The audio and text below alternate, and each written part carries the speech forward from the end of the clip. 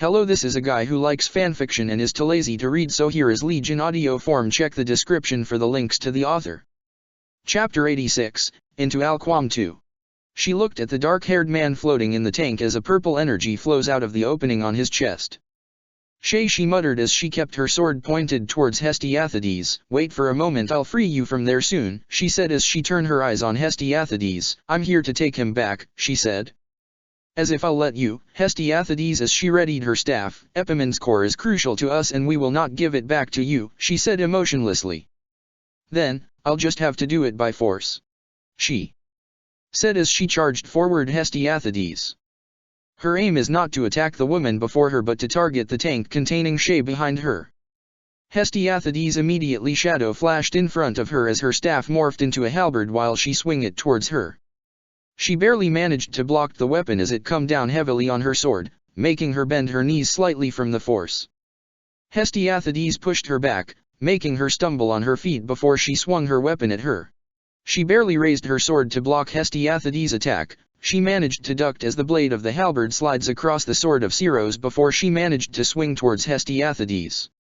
Hestiathides managed to block her attack by spinning and adjusting as she blocked her sword while she have back towards her and the body of her staff/halberd before Hestiathides swung her halberd upward, forcing her follow the direction where Hestiathides moved before Hestiathides spun her staff/halberd and swung it towards her torso.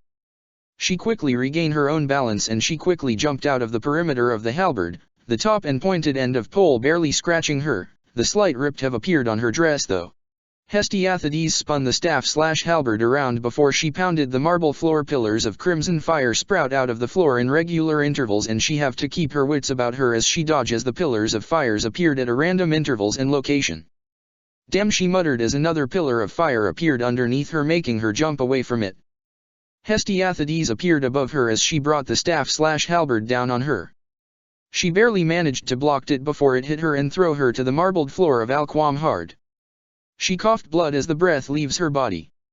Hestiathides appeared before her, her axe already halfway through her neck before she used Divine Pulse to halt time, and she barely rolled out of the way as Divine Pulse were shattered and time resumed its flow. That's their special abilities, Suthes said. Agarthans, she asked as she looked at the cold and empty eyes of Hestiathides. Suthes hummed in response. But the abilities of the three pillars is a bit different from any ordinary Agarthan, Suthes said. How so? She asked as she parried Hestiathides' staff/halberd. They have a certain sensitivity to spells in a way to destroy any spell, Suthes said. So, they are basically a giant anti-spell, she said as she swung her blade towards Hestiathides. Suthes hummed in response. Just as her blade and Hestiathides' staff/halberd is about to their respective necks, Hestiathides' shadow flashed before she appeared behind her and her blade is almost on her hips when she activated her Divine Pulse and she hastily moved out of the way before the staff/halberd burst through it and shattered it in pieces like glass. Hestiathides clicked her tongue in disappointment. She dashed towards Hestiathides and with that they exchange parries and blows. Sparks fly all around the room as their weapons meet one another and in flashes of white and crimson ambers flew around the room as they fired their attacks and spell to one another. She groaned quietly as she and Hestiathides was thrown away from one another after an explode spell of theirs collided. There is no end to this, she said through gritted teeth as she noticed that Hestiathides barely broke a sweat. It's like she have boundless energy fueling her, she muttered before a realization hit her. Of course. How can she forget? Shay is the one releasing the energy that allowed Hestiathides and every member of Rephaimere to fight endlessly. We have to release him first if we wish to get out of this alive, she muttered. Epimon's core is the one allowing that, Suthes said. She nodded as she charges towards Hestiathides. Hestiathides readied herself to intercept the attack when she jumped up and summoned her celestial robe and her flaming white wings before she dived towards the tank containing Shay. She brought her sword down towards the tank only for a barrier to stop her before it threw her a few feet away from the tank. A barrier? She exclaimed in shock. Not just any barrier, Suthes said. What do you mean? She asked. A barrier made from a piece of Aprodathede's knife Carnwenin, Suthes said, a knife that can open the way to a shadow realm and give Aprodathede's own shadow flash a bit of a unique style, she said. What do you mean? She asked. Rhea swung her axe towards Aphrodite's, just for Aphrodite to slide under it with her head thrown back and her arms spread out before she giggled as she got on her feet. Rhea is panting heavily while Aphrodite is just as calm as she is, clearly enjoying the thrill of the battle. Tired already, little sei?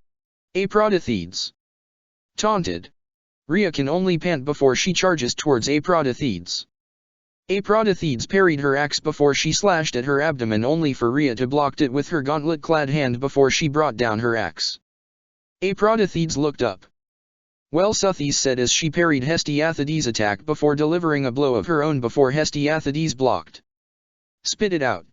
She said urgently as she ducked from the swing of Hestiathedes' staff/halberd. Aphrodite's dagger can, Suthes said.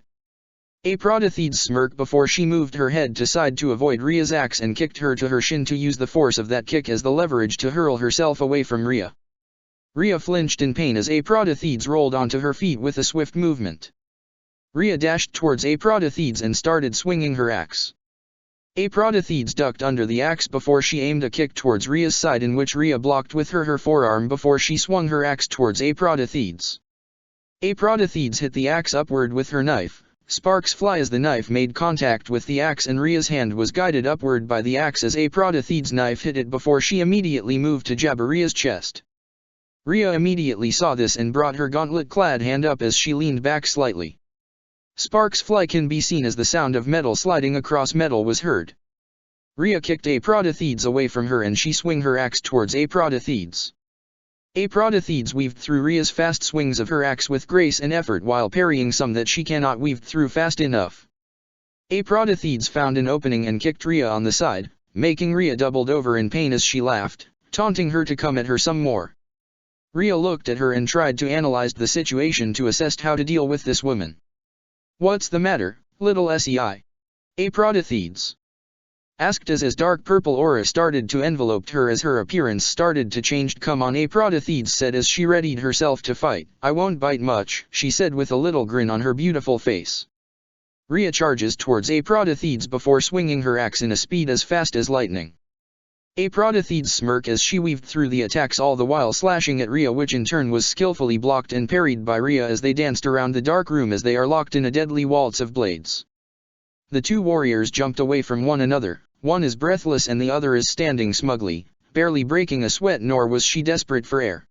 Aphrodite smirked as her knife started to be enveloped by a light purple aura. Tired already? She asked as she went back into her stance. I expect better, little sei, Aphrodite said with a grin. Rhea is panting heavily in exhaustion as she assessed the situation. The energy outside is giving all Agarthans an energy boost that will allow them to fight endlessly. Byleth need to either kill the container or take it back immediately if she wanted to be able to come back alive. The darkness around them begun glowing in that light purple glow.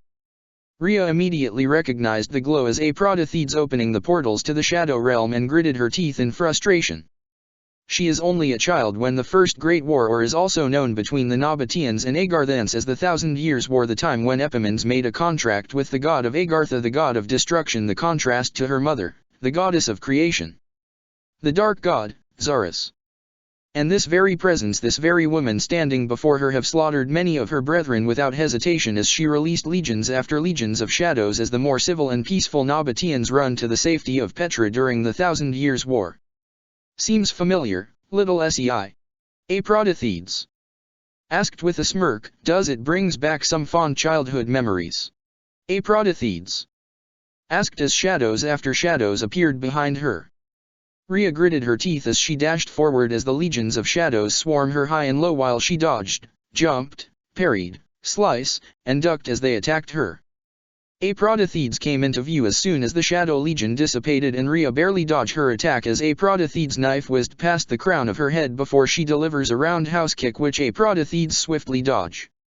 Rhea swung her axe to match Aphrodite's dodges and strikes, but to no avail. The light purple light emanating from her granted by her knife is giving her an ungodly speed that made her impossible to hit, making Aphrodite even more formidable than Heracles, even if she is mstly reliant on her speed rather than her strength or her magical prowess like Heracles and Hestiathedes. Aphrodite's dodge and strike as Rhea tried to keep up with the very embodiment of shadow and lightning. Rhea managed to hit Aphrodite's knife, splitting it in half only for it to grow back. She continued to assault Rhea with a series of lightning-fast strikes and parries and blocks. Well, Karnwenan is a magical knife, Suthes said. It have the power to open ways to the shadow realm, and this world shed its own blade that can be used as a material to create some of the most indestructible objects in the world, such as that barrier protecting the twerp, she explained. Then, we just need to use brute force and force it broken and free, she said as she pushed Hestiathedes back and kicked her. Hestiathedes' shadow flashed from her sight and appeared in front of her again. She used this opportunity to use her as a leverage and summon her flaming wings as she flew towards Shay, hitting the barrier with her flaming sword before it repelled her and pushed her back. She landed on her behind as before she recovered and attacked the barrier again as she dodged Hestiathedes again. The barrier tried to push her back, but she held strong. She will get him back and she will go back to him to Gareg Mach. As she pushed and pushed, she can feel the barrier finally cracking under her own strength until she broke through and she flew up as she summoned Gibalg. She catches it as it came out of her celestial robe. Shay, she said as she aimed Gibalg, come back to me. She exclaimed as she threw it towards the tank, effectively freeing Shay from its confines. Shay falls down and started coughing and gasping for air as his raven-colored hair turned back to its purple hues and his hazy and groggy greenish-blue eyes started reverting back to the familiar shade of purple. The supply of the energy around Okama Mountain stopped instantly and she ran towards Shay, who is still recovering. Shay, she called out as she checked him for injuries, only to feel her cheeks heating up as she noticed that Shay is naked as the day he is born. Hey, Shay said as he finally caught his breath. Nice to see you again, Your Grace, he said with a little chuckle. She finds herself smiling hearing his usual joking tone again. Welcome back, she said, trying to restrain herself from throwing herself into his arms again. Sir Knight, she said with a smile. Chapter 87, Into Alquam 3. Meanwhile, Claude is trying hard to keep up as Nemesis managed to overpower him on a one-on-one combat. Is that all you have, Regan? Nemesis asked as he blocked Claude's sword with his wrist armor. Pathetic, he said as he punched Claude in the guts, sending him flying a few meters away from him. Claude got on his knee as he tried to recover his breathing. The legends certainly did not exaggerate Nemesis' strength. He is a force to be reckoned even if he is nothing but an undead man. He can only imagine how strong he is in his prime a millennia ago. Come on, boy, Nemesis said as he walks towards Claude. Show me more, he said. Don't tell me that Regan's blood have been diluted this badly that his descendant can't even stood up with an undead bandit such as myself, Nemesis taunted. Dimitri landed on his back with a loud thud after Bladdid punched him hard enough to suck the air out of the young king. That all you got, boy? Bladdid asked as he cracked his knuckle. Did you just rely on the strength given to you by your crest? He asked. Or did you rely too much on your lance, young king? Bladdid asked with a sneer. Dimitri got on his feet as he tried to catch his breath. Forget the effect of the minor crest of Bladdid. The major crest is even more monstrous, with it pumping an inhumane stamina towards its holder. You okay there, your kingliness? Claude asked. Dimitri gave a last cough. I didn't know there is a difference of having a major and minor crest aside from it getting activated frequently, he muttered as Bladdid readied himself. His Dark Knight's armor is already destroyed from all the beating it took from Dimitri's fist. Claude nodded as he saw the monster that was once Regan coming their way. Crap, he muttered under his breath as he draws his arrow and pointed it towards the beast. First, the full force of a pure-blooded crest, and now, a monster is attacking us. Claude said in exaggeration as he let his arrow fly as the dark dragon with golden eyes, bearing the crest of Regan on its forehead, dodges the arrow before it opened its mouth and shot a silvery beam of light towards them. Dimitri, Claude, Nemesis, and Bladdid dodged out of the way of the silver beam of light. Dimitri barely have time to recover when he saw Bladdid coming onto him. Bladdid's fist connected with his now bare abdomen, lifting him off his feet before he is thrown a couple of feet away from Bladdid. Come at me, your majesty. Bladdid taunted as he pounded his fist on his bare chest. Come on. I'm more vulnerable, more exposed to a deadly attack than you are, your majesty. He taunted. Show me that you are a true man of the north and not a pampered king who have lost his edge. Bladdid shouted as he charges at Dmitri again, fist ready to send another strong blow on his guts. Dmitri managed to catch the blow as the force behind Bladdid's blow made him slid a little feet away from where Bladdid is standing. Claude managed to dodge the dragon's dive light bomb before he let his arrow fly towards Nemesis, which he dodged effortlessly. "I could surely use some help here, your kingliness," he shouted as he jumped away from Nemesis' fist. "Kinda busy here, Claude," Dmitri exclaimed as Bladdid relentlessly assaulted him with kicks and punches which he is having trouble dodging and blocking. "Then, you better hurry," Claude said as he let an arrow fly towards the dragon and ducked under Nemesis' blade toe. "I'll try," Dmitri said as he managed to land a hit on Bladdid's face, sending his ancestor flying before he dashed towards Claude and intercepted the oncoming dragon and catching it by its jaw before he dragged it down to the ground and throw the huge creature a few feet away from them before he turned his attention towards Nemesis and landed a hit on the fallen king's gut. Nemesis grunted in pain as he slid away from both Claude and Dmitri. "Not bad, descendant of Bladdid," he said as he recovered from the attack. Claude looked up the sky and saw the dark flow of energy going through the tier in the sky going on and on endlessly, blocking the powers of the descendants of the 10 elites. "I wonder how long till Teach and the others get rid of that thing," he muttered. Dimitri's back hit his own back. "Hopefully soon," he said as he looked at the dragon and Bladdid recovering and now is starting think of their next move. "This is harder than I thought without the help of a crest, as much as I hate to admit it," Dmitri said begrudgingly. Claude aimed the arrow towards Nemesis and Dmitri is getting ready to face both Bladdid and the dragon when suddenly both him and Claude felt their crete activating as the tier on the sky have closed. The flow of energy did not disappear though, but they got their crest's powers back. "Now," Dmitri said with a smile, "at least this fight just got a little fairer," he said. "Don't you think so, Claude?" Dmitri asked. "You bet," Claude said with a laugh. Nemesis and Bladdid smile in ecstasy. A fight without their opponent having a handicap over them is what they considered a very boring fight after all. Shay managed to catch his breath as he looked at her and smiled. "You look terrible, Your Grace," he said. "My, I didn't expect a compliment from a man who is in his birthday suit," she said with a laugh. Shay chuckled a little before he blushed. "To be fair," he said, "I don't have any say to it." Shay said, "Not that you are complaining anyhow," Shay said as she hit him lightly on the head. "What was that for?" he asked. "For that remark," she said with a huff. "Welcome back, twerp," Suthies chimed in happily. "Nice to see you again, Suthies," Shay said happily. Any idea how to get something to wear?" he asked as he looked down on himself. "As much as I want to, fight alongside you, I can't just leave everything hanging and all," Shay said. She blushed at that statement. "Well," she said as she struggled to think of a way to cover him.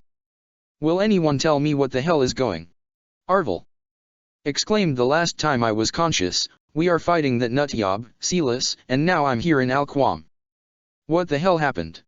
he asked as the pocket watch beside Shay bounced in annoyance. "We are wondering how long are you going to sleep, Epimans," Suthies said. "We'll tell you about the whole situation later, Arvel," she said as she finally felt things is starting to go back to normal again. "But first things first," she said as she avoided looking at Shay for now. "Do you have any way to retrieve some clothes for Shay?" she asked. "I have," Arvel said. "I'm still connected to Alquam anyway," he said as a pile of clothes appeared beside Shay. "Thank you, Arvel," Shay said as he grabs a tunic, trousers, and a black boots. "I'll keep Hestiathides busy while you put on some clothes," she said before she looked at Hestiathides, who seems to be in some sort of trance. "What is wrong with her?" she muttered. "Keep your guards up, Byleth," Suthies said cautiously. "Yeah," she said as she have keep her guard up. "She doesn't look like she is going to fight for now, but I can't seem to shake off this feelings of forbidding," she said. "I'm done, Your Grace," Shay said as he went beside her. She nods as she felt a sense of tranquility washed over her as Shay took his place beside her once more. "My Hestiathides," said as her purple eyes, so identical to ones she have grown to love, looked at Shay. "My other half," she said coldly. "How dare you take away my other half," she said towards Shay. She is immediately on her guard as she saw the way Hestiathides is looking at Shay. I'm not your other half, Shay said as he looked at Gibalg. What is it that wasn't to your liking? Didn't I gave you the world that you have long desired? Hestiathades asked. Shay closed his eyes and walked towards Gibalg. You. Did I have taken a glimpse of the world I have always wanted, I have always dreamed of, he said as he grabs Gibalg. Then Hestiathades said. But Shay said as he lifts Gibalg, that world is nothing but an illusion. Nothing but a product of a simple wish of a simple man such as myself. A selfish and melancholic dream of a selfish and weak knight, and, Shay said as he looked at her before taking a deep breath, I love this world, I have learned now that I love this world, he said, and I wanted to do anything to protect it from the likes of you. Shay said as Gibalg was suddenly wrapped in a material that resembles the ones used for the hero's relics and the material that resembles Shay's mysterious sword. A proof of his loyalty and devotion to protect her and to serve as her knight. Hestiathades just stood there in a trance and is fixated on Shay. Both of them are now on guard. She knows how powerful Hestiathades is and how she is surprisingly unpredictable in terms of combats. What now, Your Grace? Shay asked. For now, she said as she keep a close eyes on Hestiathades. Do you really think that I will let you get away? Hestiathades asked Shay. Well, she said as crimson flames started to surround her. Come and try, Hestiathades, as her dress started to morph into something similar to her celestial robe, except this one is a full-on dress instead of just a cloak of light. The crimson flames circled around her like a divine wheel of fire as her halberd/staff turned into some sort of a weapon, an unusual weapon. Your Grace, Shay said as he readied himself just in time for Gibalg to acknowledge its new master. I know, she said. Hestiathades' eyes glows a dangerous crimson red, the same color when Shay used Arval powers. Give it back, Hestiathades said coldly. Give me back the core. She shouted as she pointed her staff. Halberd? Whatever it is. Towards Shay as the crimson flames went inside the opening of the weird weapon. Shay grabs her and shadow flashed as the weird weapon released a large amount of fire towards them. What? She muttered in shock at the display of Hestiathades' power. Seems like that is her other form, Shay said. It's been a while, Priestess, Arval said. Greetings, Lord Epimenes, Hestiathades said coldly. It's been what? 3 millennia. She asked. Indeed it is, Priestess, Arval said. Tell me, he said. What? Hestiathades asked coldly and emotionlessly. Why are you desperate to retrieve my core? Are you not aware that it will kill my vessel if you were to remove me from him? Arval asked. I'm well aware of what will happen to it, Hestiathades said. I just choose not to care, she said. A shiver runs down her spine as she heard the cold no, the uncaring way this woman spoke of taking Shay's life as though human lives doesn't matter to her. I see, Arval said. Does this have something to do with Dash? He said. That's right, Hestiathades said, and I won't let anything stop us this time, not you. Suthi's not the vessel of the goddess of Nabatea. No one will stop us this time, she said as she readied for combat. Suthi's was quiet. Both her and Shay readied for battle. Chapter 88, The End of the Battle. White and crimson ambers flew around the elegant room as her flame and Hestiathades' flame collided to one another before sparks flies as Shay parried the oncoming attack from Hestiathades. She ducked under Shay's arms as she targeted Hestiathades' stomach and slashed at it.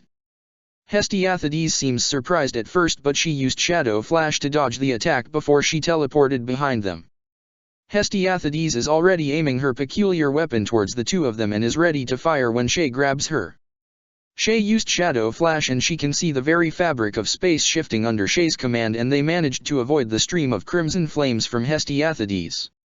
A magic circle appeared underneath their feet bearing her crest and Suthi's crest before she saw the very fabric of space distort, and she appeared behind Hestiathades, ready to strike her.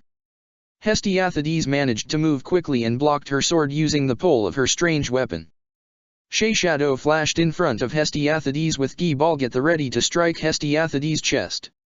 Hestiathades merely looked at Shay and suddenly, the crimson tongue have shot out and moved its fiery trail towards him. The Ring of Andavri activated, dispelling the spell instantly. Shay doesn't seem deterred, and so is Hestiathades as she used Shadow Flash to dodge the swing of his lance. She fell forward towards Shay's abdomen as Hestiathades disappeared from her. Sorry. she muttered as Shay steadied her on her feet. No harm done, Your Grace, Shay said as he looks at Hestiathades. She is a difficult opponent than Heracles, he said. You think she is difficult? She asked with a raised eyebrow. Oh. Shay asked in amusement.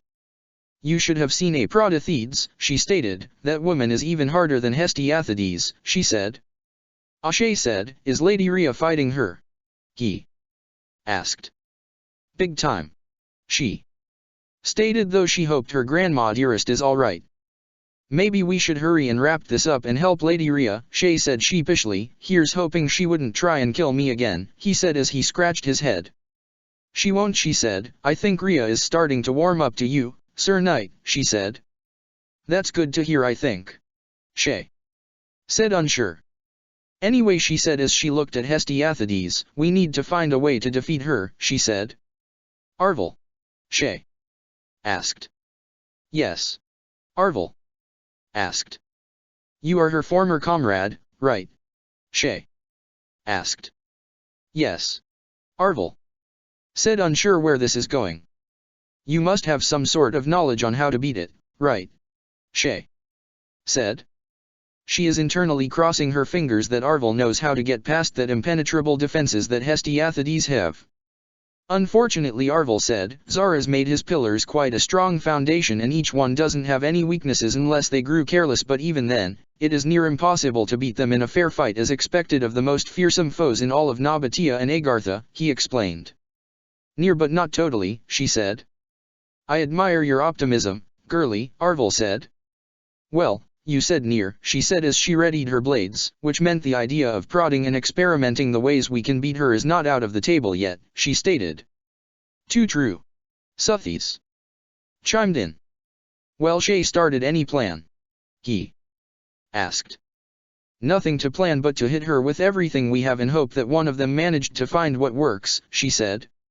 You are spending too much time with this oaf, girlie, Arvel said. I say, Suthies said. See. Arvel said, even the overgrown lizard is starting to see send dash, Arvel said. That's a splendid idea. Suthies said. Never mind, Arvel said with a sigh. Ready? She asked Shay as she readied herself to attack Hestiathades again. Always, Your Grace. Shay said as he readied Gibalg. Both her and Shay charges towards Hestiathades with their weapons at the ready. 2 against 1, huh? Hestiathades said emotionlessly. Heracles would have found this more entertaining than I, but it is what it is. Hestiathades said, I would prefer just to pray and keep to myself, she said as she parried an attack from her. Then she said through gritted teeth, just go and die already, Ms. Convent. She exclaimed. Need I remind you that you have no right to call Hestiathades, Ms. Convent, Byleth, Suthies said deadpanned at her. You are, after all, the in charge of the whole religion of the entire continent, she stated. She can almost laugh at that if it wasn't for the fact that she is facing a very dangerous enemy that even surpassed any enemies she have faced before. If you want me to die, Archbishop, Hestiathades said as the flame behind her comes to life and formed a claw as they readied themselves to attack her. Work for it, she said calmly while flaming claws shot up towards her. Kill me, Hestiathades dared. Oh, I will, she said in anger. After what you have done I swear I will, she said as she readied her sword. Shay materialized behind Hestiathades with Gibalg at the ready. Hestiathades' flames blocked Shay's attack. Shay gritted his teeth in frustration, but he seems more determined to break through Hestiathades' impenetrable wall of flame. Give up, Hestiathades said to Shay. As if. Shay said as he pressed Gibalg even more. I swear on my name and to my honor as a knight that I will protect everyone. This town, this land, I will protect them all. He said with a fierce conviction. I'd like to see you try, Hestiathades said. Shay barely have time to dodge the staff/halberd as it appeared from behind the wall of fire, and it would end him then and there if he isn't fast enough to use his shadow flash to dodge the attack. Shay disappeared on sight, making Hestiathades stumble a little upon her staff/halberd meeting air. However, a little is all she needed to move in and strike at Hestiathades. She summoned her celestial robe and wings as she jumped up and she flew towards Hestiathades and targeted her neck for a quick finish. Hestiathedes saw the attack at the last minute and she managed to quickly block her sword. She gritted her teeth as she pushed her blade harder towards the pole of Hestiathedes' unusual weapon in the hopes of breaking it. "Give up," Hestiathedes said, looking unfazed and cold as ever while she summoned a crimson fire on her hand. "As if," she said as she quickly summoned a white fire on her hand. Both of them moves quickly in the hopes to damage the other. However, their spells meet one another, creating a small explosion between them, resulting the two of them to jump away from one another. White and crimson amber flew around them as Shay appeared behind Hestiathedes, Gibalg shining a dangerous purple and orange around him as the spear gathered the energy floating around them endlessly, creating a beautiful symphony of beauty and danger. "Get out of the way, Your Grace!" Shay shouted as he threw Gibalg. The spear flew off towards Hestiathedes, leaving a trail of mass destruction around them as the purple energy released waves after waves of energy that destroyed the room in its wake. "Destroy it!" Shay shouted as Gibalg flew out the room, and with a flash of purple, it disappeared. What was that?" she exclaimed as she watched a sliver of purple lightning going around the now destroyed room. "Must be from the twerp," Suthes said. She watched as Hestiathedes dodged the spear. However, the shock of the wave of energy grazed Hestiathedes' side, and before she knows his purple energy seems to cut Hestiathedes as the special skill of Gibalg appeared, and just like a blade those purple energy cut through Hestiathedes' skin like a hot knife to a butter. She saw her chance and she flew straight towards her, blade at the ready. Hestiathedes, despite being in pain, dodged her. However, the dodge isn't perfect and she cut through Hestiathedes' side, splashing blood everywhere as Hestiathedes shouted in pain. Just as she managed to lay her blade on Hestiathedes, Gibalg found its target, and that is the sealess laboratory where the contraption controlling what is happening outside is, and it instantly destroyed it, making an explosion around the laboratory. "Huh!" Claude muttered as he noticed the hole in the sky disappearing. "Did they?" Dimitri said as his back landed on Claude's. "I guess they did," Claude said in relief as she looked at Nemesis and the now conscious Regan in dragon form. "It just meant that we can finally have a fair fight with them," Dimitri said as he is beginning to feel the fatigue of fighting for hours. "I just hope that Teach can finish this soon. I don't think I can last much longer as well as the others who is fighting these monsters," Claude said. She ran towards Shay. "What was that?" she asked. Gibalg appeared in Shay's hand. "I guess," Shay said as he relaxed his stance, "that is Gibalg synchronizing with me and Arvel's power," he said, unsure of it. "Either way, it's good that you are able to figure it out quickly," she said delightfully, "but we need to get out of here now," she said. "Agreed," Shay said. "They are about to move and get out of Alquam when? What is it that you find lacking in that world?" Hestiathedes asked. "Why won't you just stay asleep and supply the Abbeys the energy it needs and stay in the peaceful world?" she asked. "Because I would rather live in a chaotic world than in the illusional peaceful world that is nothing but a wish my being conjured out of loneliness and my desire to seek a place I can call my own," Shay said. "I noticed that she is there, her parents are there, your parents are there, you have everything you have," Hestiathedes said. "Why throw that dream away for this reality?" she asked. "It is a blissful dream indeed," Shay said with wistful sigh as he remembered the peaceful world his mind have conjured, a life of what could have been, but then, why? Hestiathedes asked. "Even if this life is nothing but chaos and suffering," Shay said as he closed his eyes, remembering all that he have been through. "The pain, the horrors, the suffering, the good and the bad, and most importantly Byleth, I wouldn't trade it for anything, not with that world of illusion or anything," Shay said. "All I can do is treasure it and protect it, since this the world that I have lived in for all my life," he said. "And what a wonderful world it is, despite the chaos and hatred in it. It is still a beautiful world, with all of its perfect imperfection, but that is the beauty that makes it all the more worthy of protecting, of saving." "Why?" Hestiathedes asked, for the first time losing her emotionalist mask. "Why love something that rejected you, hurt you, deny you of a better life?" she asked. "You wouldn't understand even if I tell you, because you are just an empty vessel that cared nothing but destruction," Shay said. The word empty seems to struck a chord inside Hestiathedes as she froze. Both him and Byleth are about to leave when suddenly Hestiathedes screamed so loud as the energy flow around them become frantic and controllable, disrupting and destroying everything around them. As soon as Heracles heard that loud scream, he pushed Valerie away from him. Hestiathades! Heracles! Shouted as he flew towards where Hestiathades is. What is going on? Valerie! Asked as Seath and Flame hovered beside her. Aphrodite grit her teeth as soon as she heard Hestiathades scream, and she withdrew from her battle with Rhea and run.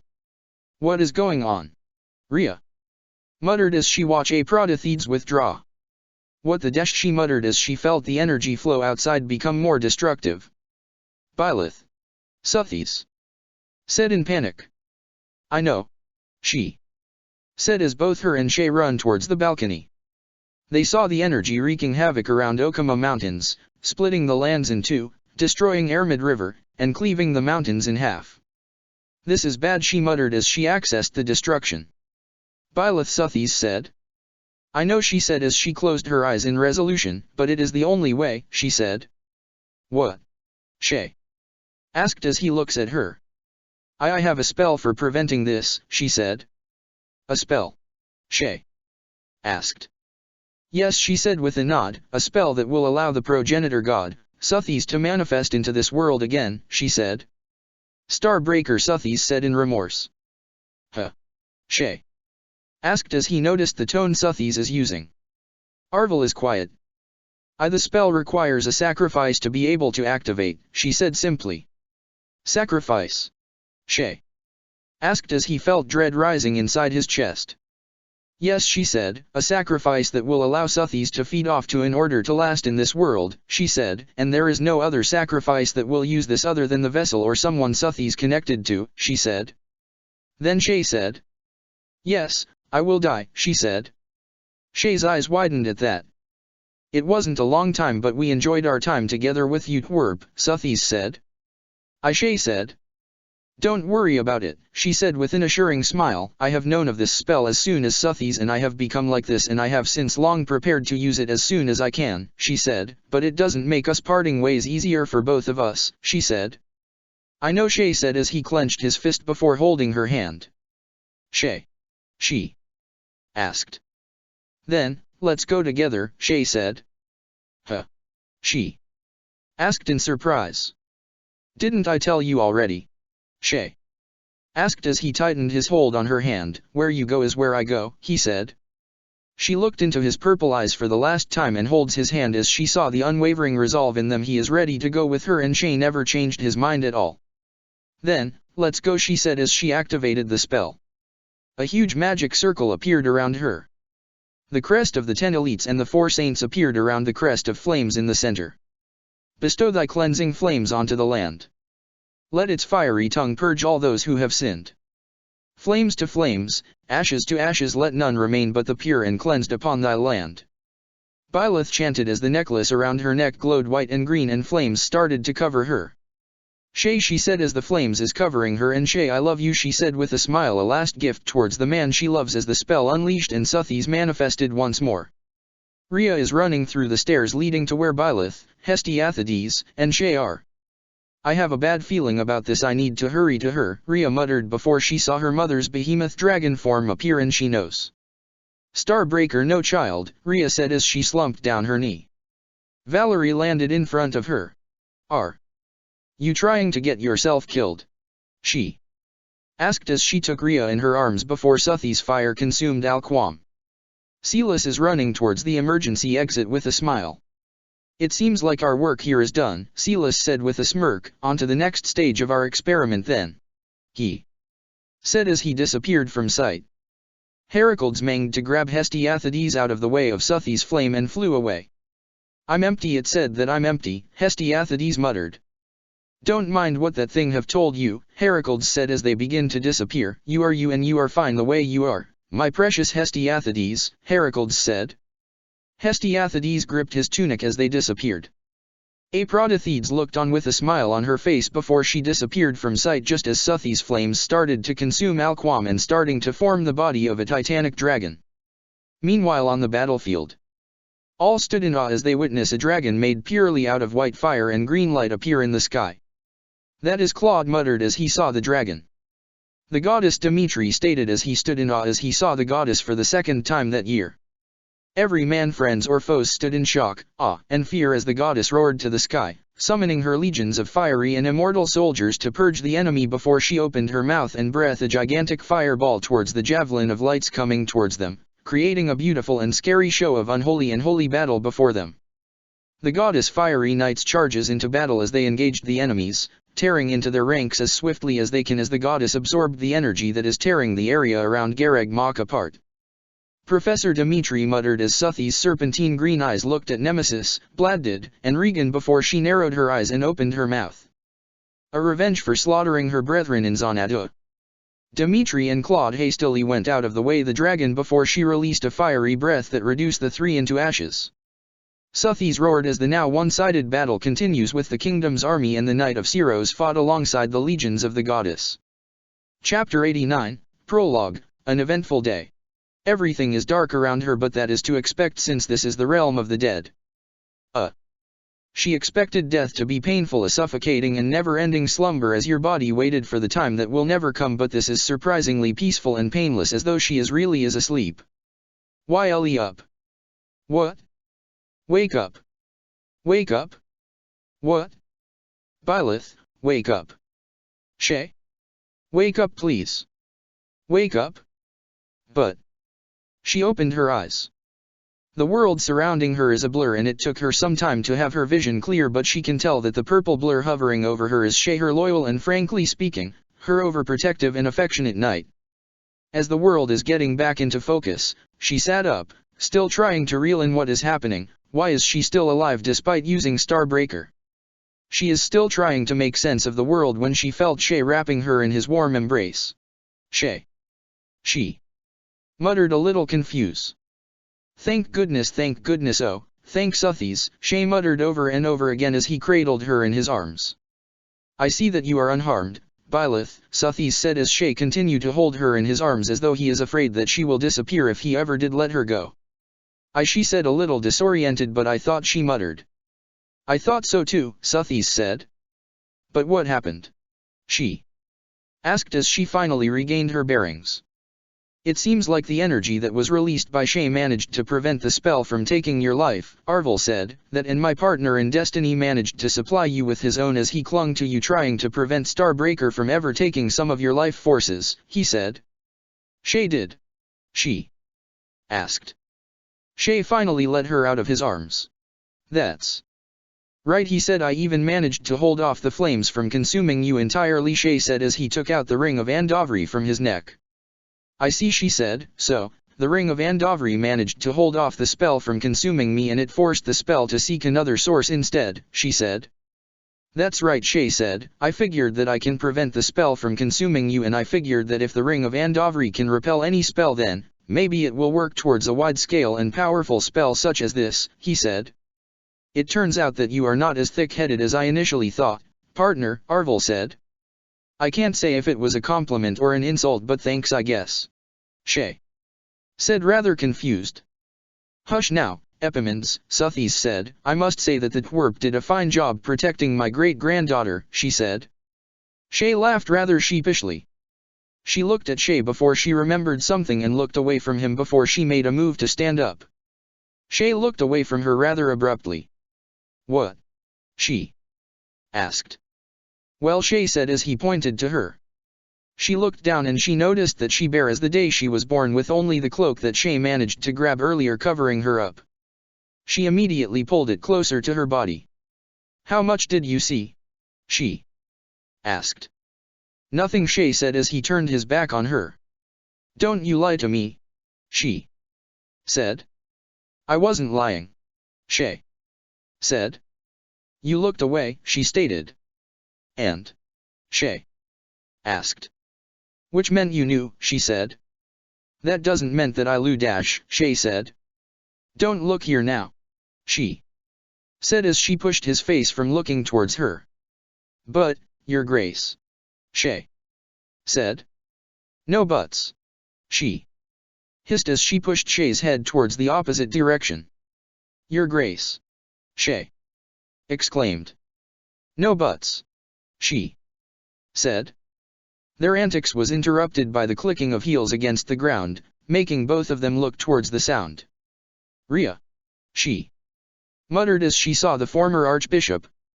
Excuse me, Rhea said as she kneeled to her eye level and embraced her in relief. Rhea, she said, smiling. Shay stood up as he looked at the two.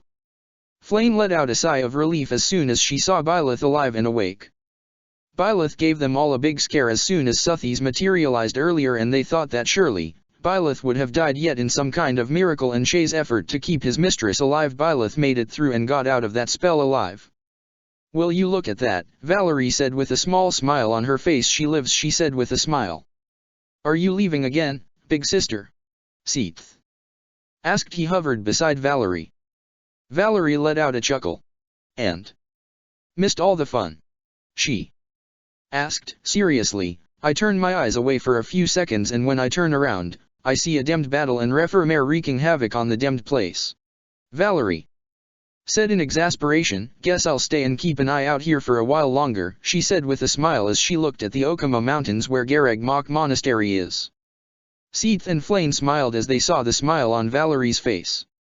Even if it remained unspoken, they both knew that Valerie finally found a place to call home now, and not to mention a family of misfits and screw-ups like them.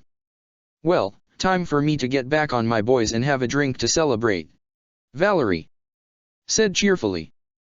Then, me and Flame will be dash, Seath as he slowly turned his back from Valerie, already knowing what she is about to say. Oh no, Sikal, Valerie said as she grabbed Seath by the scruff of his collar. You, me, and Seathlin are going for a pitcher of ale in Raphael's inn, she said.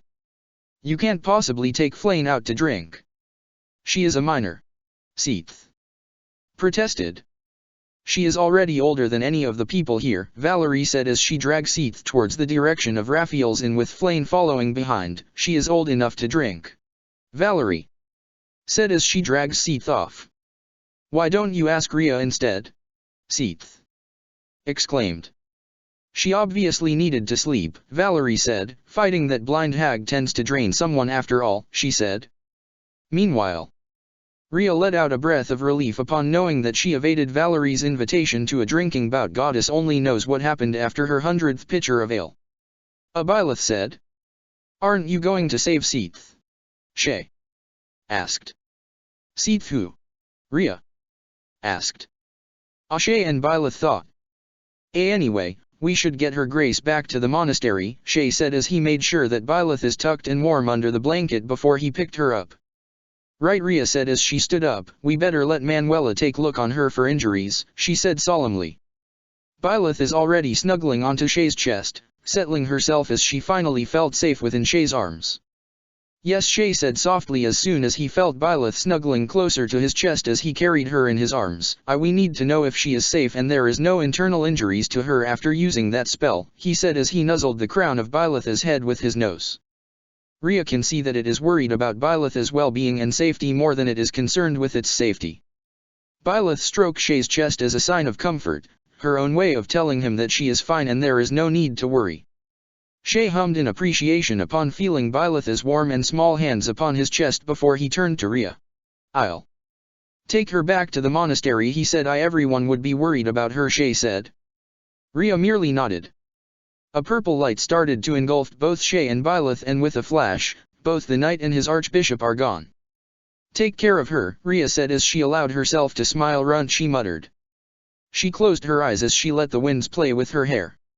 It's been days since they managed to hold off Refermer, rescue Shay, and defeat the remaining members of those who slithers in the dark and somehow still survived the ordeal. Right, she thought as she finished putting the latest flower Shay have given her around his portrait in her journal. She secretly drawn him. Those who slithers in the dark is already annihilated by Suthies, as well as the possibility of Nemesis and his so-called heroes, but, she thought as she closed her eyes, with one enemy gone another have taken its place, she thought before she looked at Shay, who is snoring softly by her side, sleeping peaceful as the wind blows around them, a more dangerous threat than before, she thought. Those people. They are not normal, they are stronger, more bloodthirsty. More calculated than before. Those who slithers in the dark are predictable, but Refermer. She can't understand them. The Slitherers are secretive, but there is no doubt about their purposes for unleashing those atrocities in this world, and all those horrific experiments they conducted on both the Ordelia and Hresvelge children are no doubt only the tip of the iceberg. Nevertheless, they are predictable and somehow wasteful in their approach, that once the brains of their operation have been slain, their whole organization collapsed and is easily annihilated once they have revealed themselves. But Refermer? She have no idea what is their next move. She looked at the sleeping knight beside her with their respective tenants over his head, snoring inside their respective kina. It is a peaceful sight, just another sign of the end of an uneventful day, and she wished that every day is like this. No battles, no bloodshed. Just an uneventful and ordinary day of an archbishop and her knight, but she knows better. This is just a short respite, and before long, she and Shay will head to battle once more into the world where an eternal battle rages on as two sides hidden from the eyes of humanity, and only few have known struggled for power, in the name of their respective beliefs and goals. And she and Shay, two unassuming former mercenaries that was brought together by some twist of fate, both doesn't know how their fates have been long intertwined together long before they are born. Two mercenaries turned archbishop and knight respectively have been dragged into this never-ending war between Nabateans and Agarthans, and now both of them are now front and center, and she knows that before long Refermer will come for Shay and Arvel with every strength they have in their disposal, and she knows that before long the Nabateans will hunt down the knight she trusted with her life, the man she now knows as her whole world and her whole heart. Two sides is now going to hunt Shay down. Two sides. Two separate reasons. One reason, and that is to kill Shay. One is to extract the very being that is sustaining Shay, and one is the complete annihilation of Shay. She looked to her side as she felt Shay wrapping his arms around her, making her smile, at the same making her heart drop at the thought of this man might never know peace in his lifetime, this kind and lovable dork that her heart cannot help but be attached to. She run her fingers into his hair, making the purple-haired knight hum softly in his sleep. She and Shay will head to battle soon, but for now, she will enjoy the peaceful and calm before the storm, basking in his company, appreciating the time she have with him. She closed her eyes and leaned towards the tree with a soft smile on her face. Check the description for the links to the author.